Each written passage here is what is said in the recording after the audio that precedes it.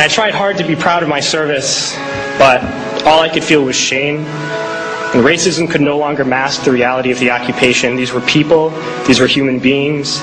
I've since been plagued by guilt anytime I see an elderly man, like the one who couldn't walk, who we rolled onto a stretcher and told the Iraqi police to take him away. I feel guilt anytime I see a mother with her children, like the one who cried hysterically and screamed that we are worse than Saddam as we forced her from her home.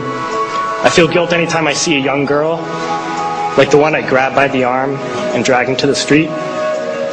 We were told we were fighting terrorists. The real terrorist was me, and the real terrorism is this occupation. Racism within the military has long been an important tool to justify the destruction and occupation of another country. It has long been used to justify the killing, subjugation, and torture of another people. Racism is a vital weapon employed by this government. It is a more important weapon than a rifle, a tank, a bomber, or a battleship. It is more destructive than an artillery shell, or a bunker buster, or a Tomahawk missile. While all those weapons are created and owned by this government, they are harmless without people willing to use them. Those who send us to war do not have to pull a trigger or lob a mortar round. They do not have to fight the war, they merely have to sell the war. They need a public who is willing to send their soldiers into harm's way. They need soldiers who are willing to kill and be killed without question. They can spend millions on a single bomb, but that bomb only becomes a weapon when the ranks of the military are willing to follow orders to use it. They can send every last soldier anywhere on earth, but there will only be a war if soldiers are willing to fight.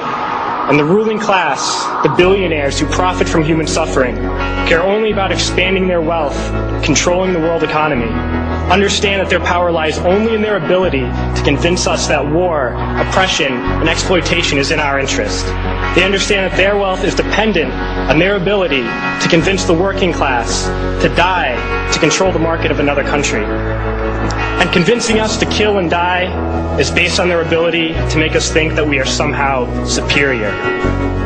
Soldiers, sailors, Marines, airmen have nothing to gain from this occupation. The vast majority of people living in the U.S. have nothing to gain from this occupation. In fact, not only do we have nothing to gain, but we suffer more because of it. We lose limbs, endure trauma, and give our lives. Our families have to watch flag-draped coffins lowered into the earth. Millions in this country without health care, jobs, or access to education must watch this government squander over $450 million a day on this occupation.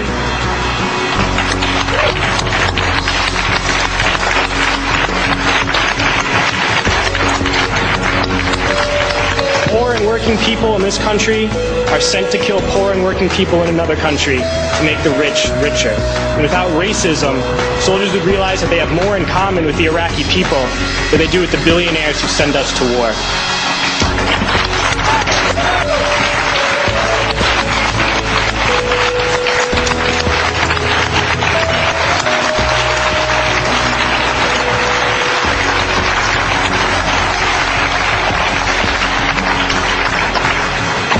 I threw families onto the street in Iraq, only to come home and find families thrown onto the street in this country, in this tragic and unnecessary foreclosure crisis.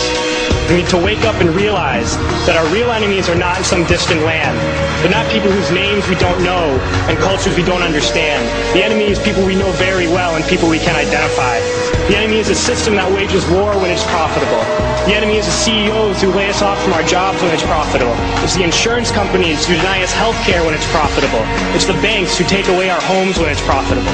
Our enemy is not 5,000 miles away. They are right here at home. If we organize and fight with our sisters and brothers, we can stop this war, we can stop this government, and we can create a better world.